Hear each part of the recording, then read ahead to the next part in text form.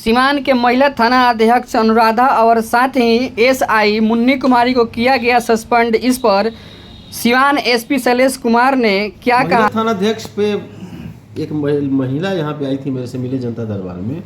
उन्होंने आरोप लगाया था कि किसी मामले में उनको थाना बुलाया गया था और उनको अनावश्यक रूप से थाना पर कई घंटे तक बैठाया गया, उनके साथ दुर्व्यवहार किया गया और उनका आरोप था कि उनसे कुछ और पैसे की मांग की गई थी।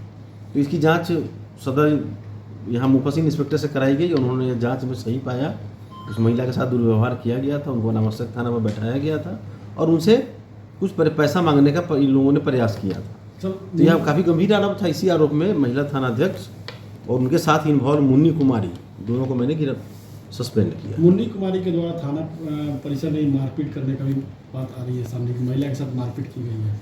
यही तो मामला मैं बता रहा हूँ कि इसी बात आई थी, दुर्व्यवहार की बात आई थी। उनको कई घंटे तक बैठाया गया थाना पर, जबकि पहले से ही आदेश है, हमारे डीजी साहब का भी आदेश है कि किसी को भी थाने पर अनावश्यक रूप से कार्य समाप्ति के बाद थाना पर नहीं बैठाना है। लेकिन इसके बावजूद इन लोगों ने ऐसा किया था। तो चूँकि यह काफ़ी संदिग्ध आचरण का परिचायक था, इसलिए मैंने दोनों को सस्पेंड किया और विभागीय कार्रवाई का आदेश दिया। सर, क्या लगता है कि पुलिस और पब्लिक के बीच रिलेशन को बिल्डअप करने का ये एक सराहनीय कदम माना जाए इसको? बिल्कुल, इस तरह की घटना और यह सबके लिए मैसेज है, जो भी जिले के अन्य पुलिस पदाधिकारी उनके लिए भी यह मैसेज है कि इस तरह की घटना और आम आदमी के लिए ही पुलिस दिन रात कार्य कर रही है। तो आम पब्लिक अगर थाना पर आती है तो उनके साथ किसी तरह का दुर्व्यवहार नहीं हो, उनको अनावश्यक थाना पर नहीं बैठाया जाए, पहले भी आदेश है।